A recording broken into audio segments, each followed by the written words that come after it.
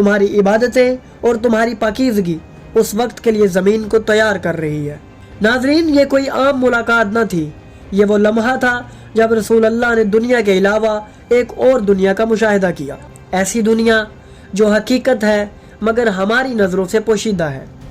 ایسی مخلوق جو ہم سے پہلے اللہ کی بندگی میں مشغول ہے اور اب امام مہدی علیہ السلام کے ظہور کی منتظر ہے۔ امام جعفر صادق علیہ السلام فرماتے ہیں،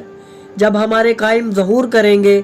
تو جا برسا اور جا بلکہ کی مخلوق ان کے لشکر میں شامل ہوگی، ان کے چہرے چمکدار ہوں گے، ان کے ہاتھوں میں نوری تلواریں ہوں گی اور وہ ظالموں کے خلاف قیام کریں گے۔ سوچنے کی بات ہے ناظرین،